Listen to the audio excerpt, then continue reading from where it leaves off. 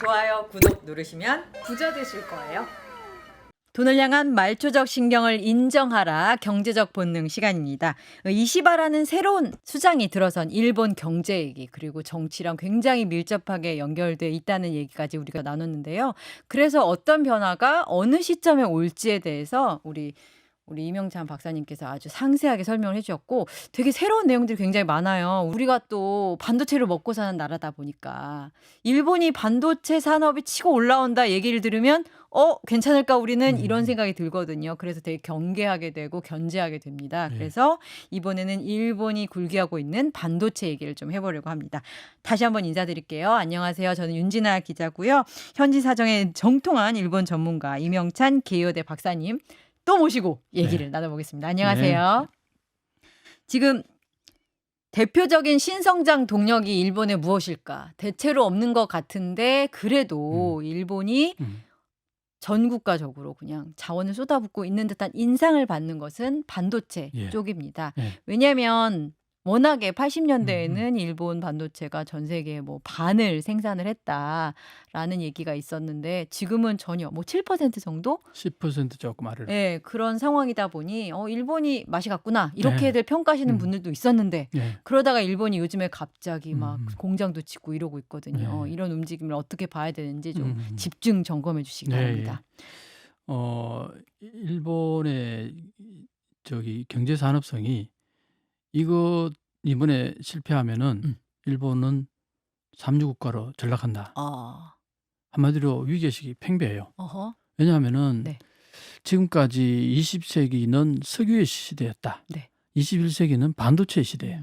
그만큼 반도체가 석유 이상으로 중요해지는 세상. 여기에 보세요. 바로 옆 나라 한국에 콸콸콸콸 쏟아지는 반도체 있어요. 대만에 한국보다 더 막 기가 막힌 유전 아닌 반도체 유전이 있어요. 미국이 요즘 새롭게 막 하려고 엄청나게 투자하잖아요. 삼성 공장도 지어라, TSMC 공장도 지어라, 뭐 그래가지고 엄청나게 짓고 있단 말이에요. 근데 일본은 어떻게? 아무것도 없잖아요. 우리가 과거엔 더 잘했는데 이런 생각 들겠죠. 그러니까 야 이거 큰일 났다. 그리고 팬데믹 때 그걸 반도체가 공장이 일본에 없으면은 얼마나 힘든가. 제대로 한번 느낀 거예요. 요즘에는 자동차고 뭐고 다 반도체가 들어가는데 근데 그때 서플라이 체인이 팬데믹 이전에는 그런 대로 잘 형성되어 있었는데 이게 다 그냥 끊어지기 시작한 거예요. 거기다가 러시아가 우크라이나 전쟁을 치르면서 에너지도 끊어지고 그러니까 서플라이 체인이 완전히 엉망이 되면서 결국 어떻게 각자 도생 비슷하게 돼버린 거예요. 세상이. 그러니까 반도체를 일본이 구하려니까 이게 너무 힘든 거예요. 여기서 생산해야겠다라는 생각을. 그래서 일단은 내가 반도체를 가장 확보하기 쉬운 거는 내 땅에다 생산하는 거다. 이거예요. 그렇죠. 그러다 보니까 이제 그걸 추진한 거죠. 그래서 이제 제일 먼저 한 게 TSMC를 유치한 거예요. 대만의 TSMC를 구수 지역에다, 규슈 지역에다 유치했습니다. 구마모토 거기다가 이제 유치를 해가지고 제1공장, 제2공장, 뭐 제3공장까지도 지금 유치하려고 그래요. 그럼 제1공장은 뭐냐? 제1공장은 28에서 16나노. 이거는 10년 전 기술이란 말이에요. 그러니까 이제 이걸 유치해가지고 뭘 하려고 그러니까 여론 비판이 심했어야죠. 보조금 그렇게 줘가면서 그 정도 생산하려고 하냐? 10년 전 기술 그거 유치하는데 이만큼 예산을 투입해가지고 세금을 투입하냐? 그렇죠. 그게 우리 뭐 발전에 뭔 도움이 되냐? 지금 뭐 옆에 나라 3나노 만들고 앉았는데 무슨 28나노냐? 그렇게 비판이 심하니까 이제 경제산업성이 2공장을 그러면 또 부탁한 거예요. 이게 이제 소위 말해서 12에서 7나노, 6나노 뭐 이런 거예요. 한 단계 더 올라갔죠. 그걸 해서 이제 유치를 해서 지금 진행하고 있는데 그것도 느린 거 아닌가요? 저희가 3, 4나노 아닌가요? 그러니까 3공장까지 얘기가 되는데 3공장까지 얘기를 하니까 공장 몇 개를 짓는 거야? 대만 입장에서는 그거는 좀 심하다. 그거는 우리 땅에서밖에 안 만들어. 이렇게 된 거예요. 당연하죠. 그걸 왜 여기 일본에서 다 기술 뺏길 텐데. 경제 안보라는 말이 괜히 있나? 괜히 나오나. TSMC가 바본가? 2나노, 3나노 공장을 일본에다 짓겠냐고. 지으면 어떻게 될 것 같아?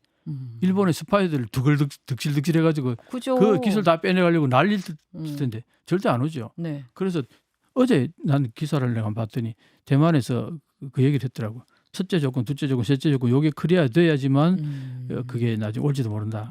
그런 얘기했는데 실현 가능성이 별로 없는 조건들이더라고요. 그래서 결국은 이제 대만에서 TSMC가 1공장, 2공장까지는 짓기로 했어요. 네. 그런데 이제 그게 결국 기껏해야 6나노까지잖아요. 네. 그래서 이제 그 이상이 안 되니까 2나노를 일본에서 공장을 짓겠다. 2나노 만드는 반도체 공장을 짓겠다. 네. 그게 래피더스 아닙니까? 라피더스라고 라피더스, 하면 이제 북해도에서 걷는 건데 네. 첨단 로직 반도체를 예. 우리 기업들이 합자한 회사에서 만들겠다라는 건데 예. 그건 될까요? 어렵다고 봅니다. 그것도 어려워요. 왜 그러냐? 근데 나름 일본의 유수의 그 나름 첨단 기술을 가진 기업들이 갔는데 어려워요? 아니 첨단 기업이라는 게 뭡니까?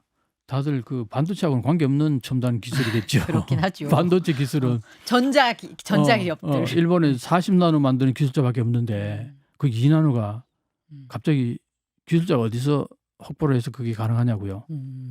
그러니까 이제 이거 있으면 간단하게 얘기하면 라피더스 처음에 IBM에서 네. 제안이 들어왔어요. IBM에서 실험실에서 2나노를 이제 만든 거예요. 네. 이렇게 하니까 2나노 만들어지는구나. 실험실 수준이거든요. 이걸 양산해야 되잖아. 대량 생산. 대량 생산 기술은 전혀 달라요. 대량 대량 생산 기술은 왜냐하면 처음에 그대로 기술을 적용해 가지고 만드는데도 그 정품이 0%밖에 안 나오는 경우도 있다는 거예요. 0%만 안 만들어진다는 말인가요? 그러니까 전부 불량품이라는 거죠. 네, 그렇죠. 뭔가 부족한 거지. 네. 거기서 이제 조금씩 조정을 해가지고 양산을 이제 퍼센트를 높여가는 거죠.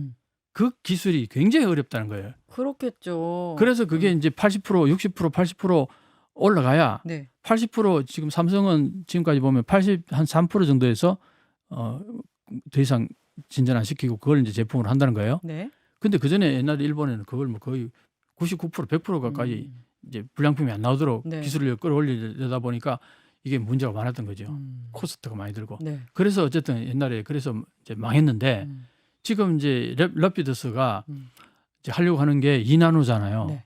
근데 2나노를 만들려면은 기술이 있어야 되고 기술자가 있어야 되고 자본이 있어야 되는데 자본은 이제 그래서 처음에 이제 이 7개 대기업들 일본의 기라성 같은 유수의 대기업들. 정말 일본을 대표하는 7개 기업들하고 3대 은행 중에 하나인 미쯔비시 은행 이걸 해서 8개를 모아서 투자를 하라 했더니 10억 엔씩만 낸 거예요.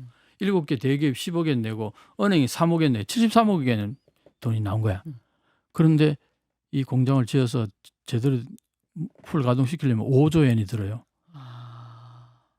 택도 없네요. 세 발이 피라 그러지 이런 걸 가지고 우리가.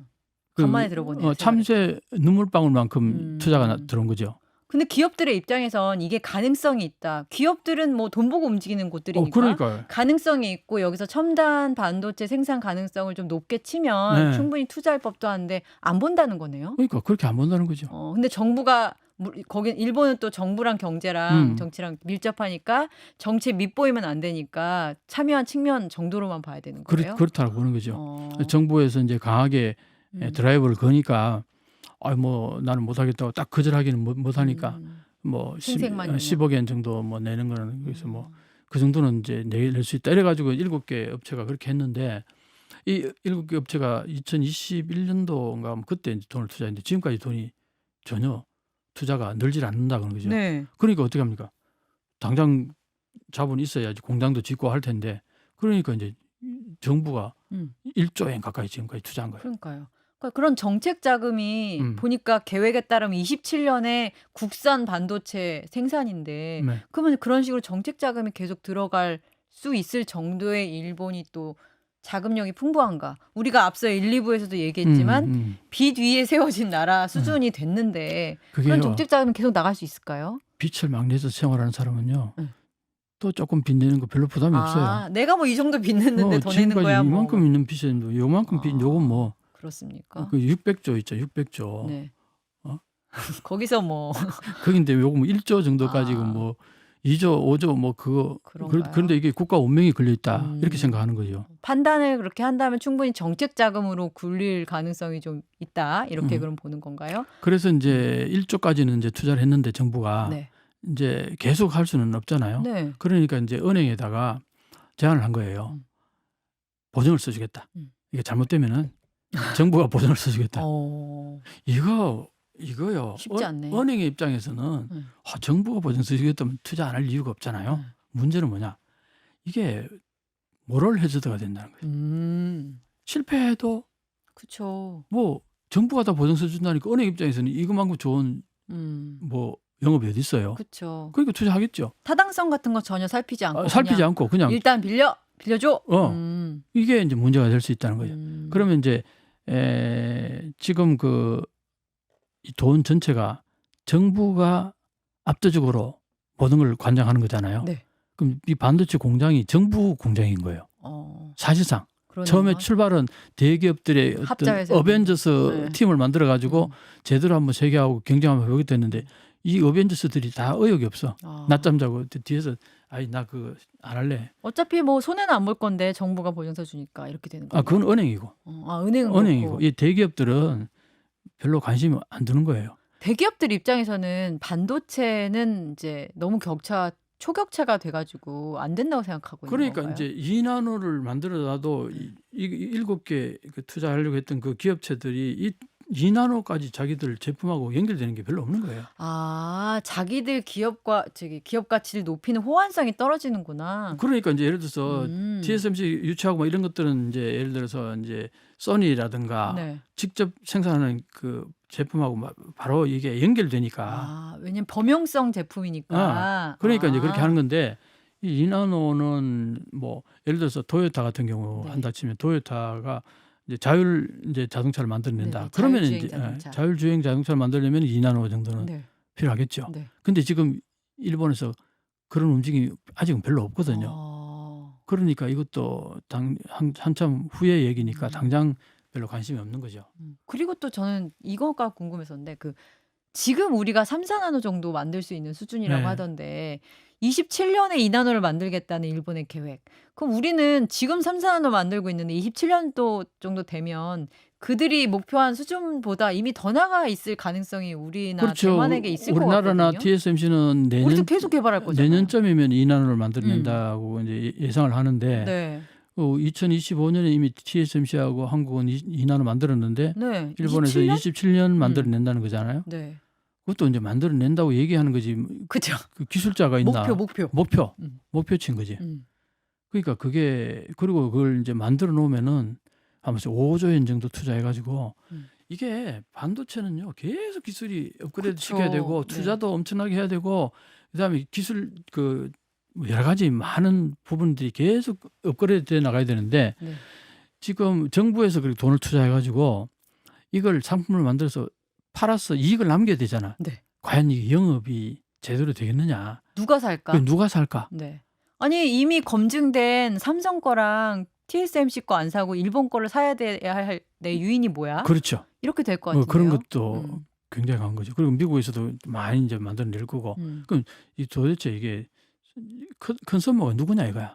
이 부분이 제일 어렵다고 보는 거예요. 그래서 뭐 AI 이제 쪽으로 반도체를 만들겠다 해가지고 네. 실리콘밸리 미국의 실리콘밸리에 거기서 소위 말해서 벤처 기업들 AI 기업들하고 이제 컨택해가지고 거기에서 이제 주문 받으려고 이제 우리 거 좀 나중에 만들면 너희가 사지 않을래? 이렇게. 아니면 우리한테 주문 해주라. 설계도를 주면 우리가 그걸 만들어주겠다. 뭐 이러는 거죠. 근데 그게 그 규모가 얼마나 되겠냐 이거예요. 벤처 기업들이 네. 거기서 물량을 얼마나 소화시킬 수 있겠냐. 5조 원 투자했는데 그게 계속 생산돼 가지고 거기서 또 수익이 들어와서 또 재투자하고 이렇게 흘러가는 거 아니야. TSMC나 삼성 같은 경우는 그게 막대한데 어마어마한. 근데 과연 래피드스가 그걸 계속 해나갈 수 있겠느냐. 상당히 이제 전문가들은 회의적이다. 굉장히 회의적이다. 그렇게 보는데 사실은 삼성도 옛날에 엄청나게 회의적이었어요. 일본에서 저거 안 된다고 본 거고. 그리고 현대자동차 정주행이 자동차 만든다 할 때 다 미친 이렇게 봤잖아요. 사업에서는 어떻게 보면은 그래서 이런 얘기 있어요. 거의 광적 편집증을 가진 사람이 있어야 된다. TSMC는 누가 있잖아요. 젠슨왕. 젠슨황. 네. 그런 이제 사람이 있어야 되는데 삼성은 어떻습니까? 이병철. 이병철이 이런 사람이 과연 지금 현재 일본에 있느냐 이거야. 그런데 지금 현재 있습니까? 일본에는? 아니 지금 저 래피드스 회장하고 사장이 네. 예, 오랫동안 일본의 반도체에 몸담아 왔던 사람이긴 해요. 네. 근데 그 사람들이 자기 자본 가지고 하는 게 아니잖아. 세금 가지고 하니까 이거 말아먹더라도 책임 안 져요. 내 돈도 아니고. 그 유인을 만들어내는 게 지금 최대 과제겠네요. 그리고 지금 나이가요. 70대 중후반입니다. 이게 건강 문제가 생기면 어떡합니까?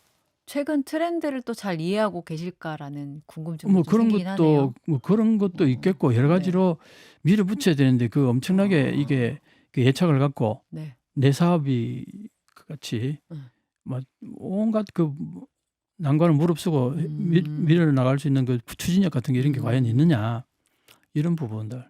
그래도 정부는 이거를 굉장히 마지막 기회라고 생각하고 네. 이시바 시게루도 그 부분에 대해서는 비슷하다고 하던데 그러니까 계속 밀어줄 가능성이 있다는 점에서는 가능성이 있다고 보죠. 이제 그런 건 있는데 이제 방금 얘기했듯이 그것만 가지고 되느냐 이거예요. 왜냐하면 과거에 일본 정부가 여러 가지 그 히노마루 반도체 히노마루 반도체 도전을 많이 했는데 네.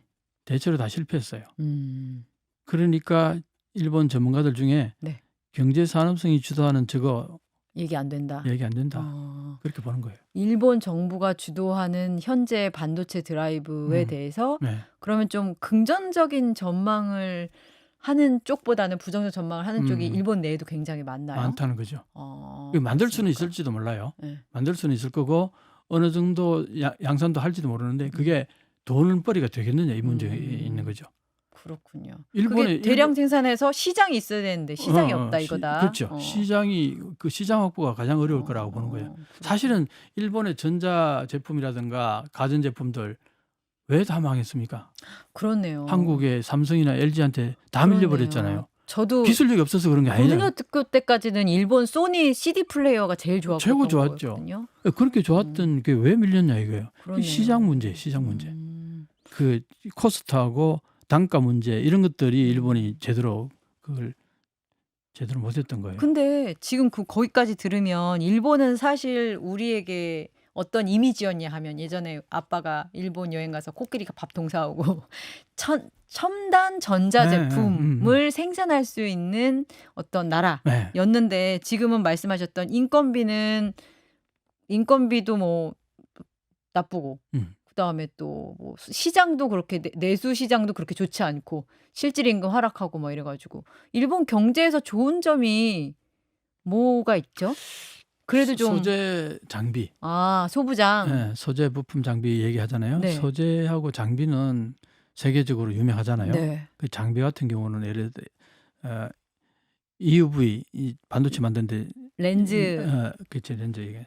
그 네덜란드 ASML이 가장 네. 유명하잖아요. 네, 네. ASML에 이제 경쟁되는 캐논인가에서 이제 그 장비가 있어요. 네. 캐논에서 옛날에 캐논이 사실 장비들이 ASML보다 좋았다고요. 근데 ASML이 지금 엄청난 그 2나노, 3나노 만드는 그걸 만들어 가지고 개발해 가지고 많이 압도적이죠. 네. 그건 뭐 거기밖에 못 만들 정도로. 근데 이제 캐논이나 그동안에 이제 카메라 쪽에 있던 이쪽 회사들이 이 렌즈 이쪽으로 일본도 유명하잖아요, 옛날부터. 그러니까 지금 상당히 그쪽으로 뭔가 새로운 제품도 만들어내고 경쟁력이 자꾸 업그레이드 되고 있다. 그래서 일본은 대만에서도 그 얘기를 해요. TSMC 그 관장하는 사람이 일본은 왜 지금 래피드스 같이 파운드리 만드는 거는 사실은 힘들다. 20몇 년 그냥 아무것도 안 하다가 갑자기 2나노 만든다는 거는 그 말이 안 되는 얘기거든요.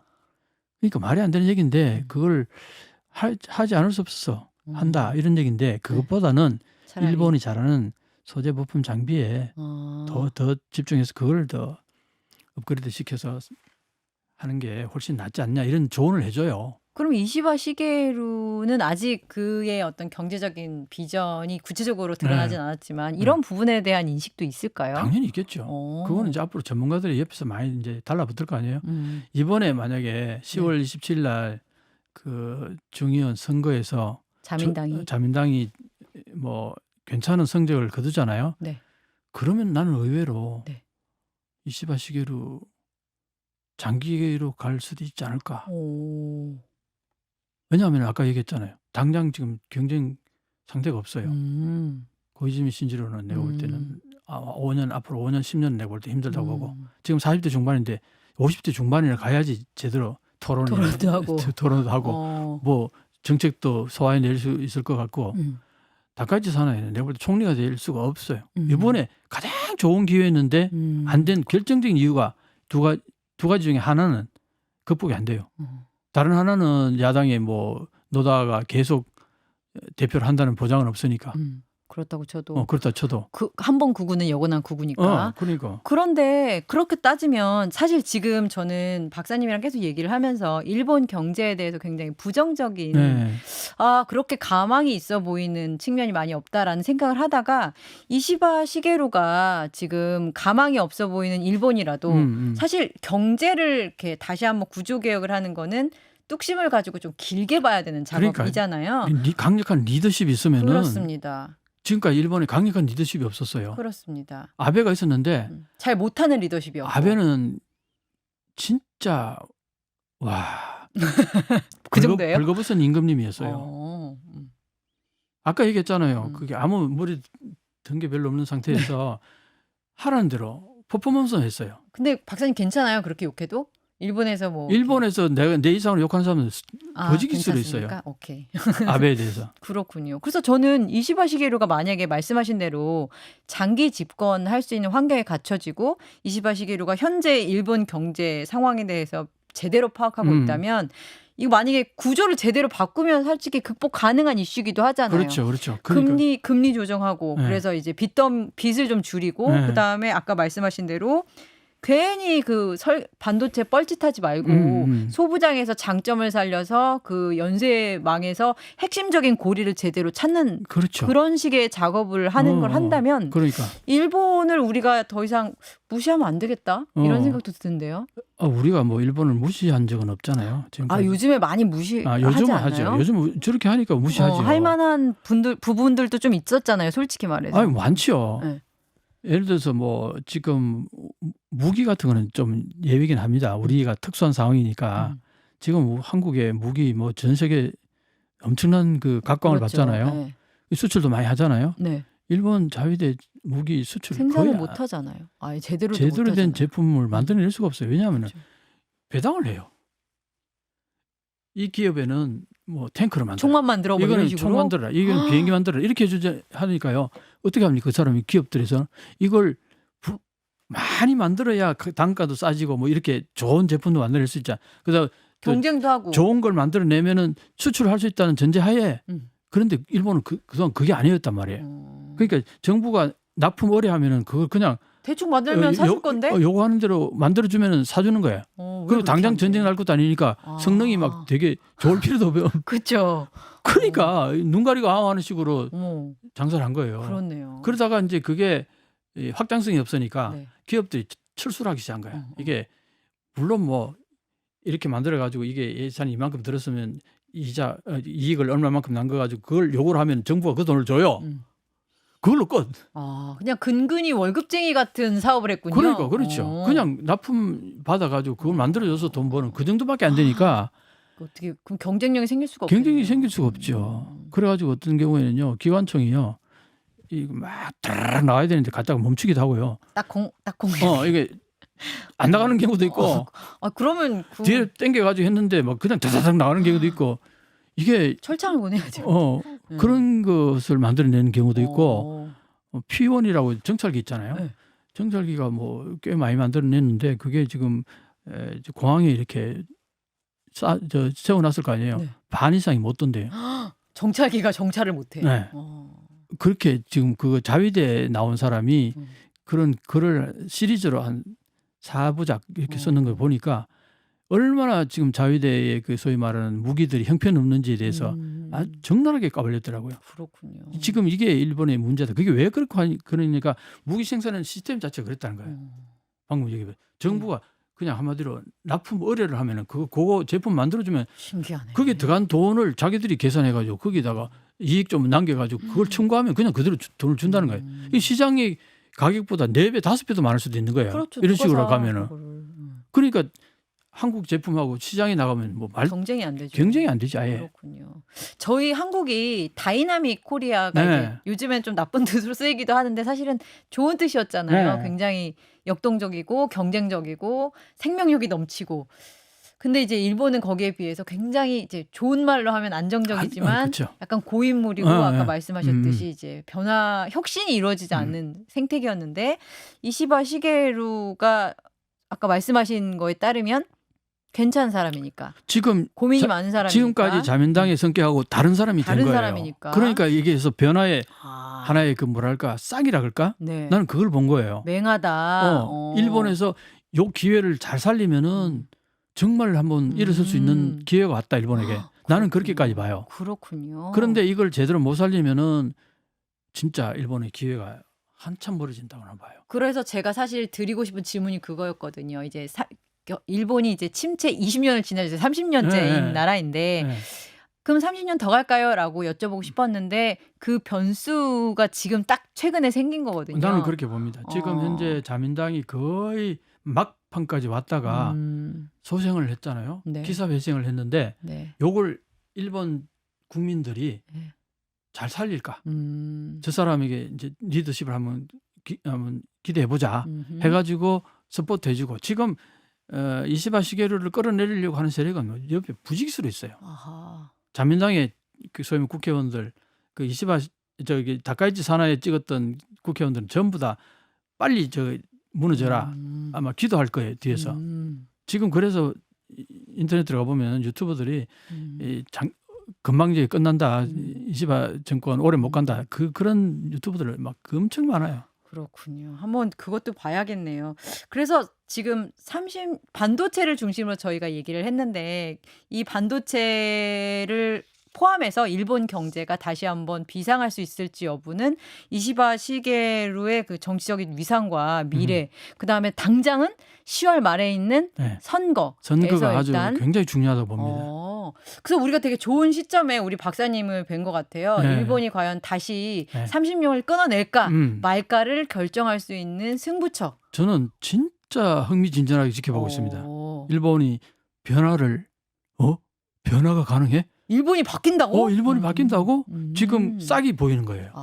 요걸 잘 살리느냐 못 살리느냐 그냥 싹이 났는데 그냥 잘라버리면 끝나는 거고 요걸 잘 키우면은 큰 나무가 될 수 있잖아요. 나는 그 시점에 지금 와 있는 거라고 보는 거예요. 알겠습니다. 이시바 시게루가 싹을 제대로 틔워서 큰 나무가 될 수 있을지를 우리가 봐야겠는데 일단 한 달 뒤에 우리 박사님을 다시 한번 모셔서 싹이 이제 약간 묘목이 됐나를 살펴보는 시간을 가져야 될 것 같습니다. 네. 그리고 저희는 또 특정해서 반도체는 어떨지 우리 경제가 많이 견제하는 부분이니까 그 부분까지 한번 살펴봤습니다. 박사님은 한 달 뒤에 우리 묘목이 됐는지 안 됐는지를 살펴주시러 다시 한번 초대를 해주시면 오실 거죠? 그럼요. 알겠습니다. 오늘 너무 좋은 시간 감사합니다. 네, 감사합니다.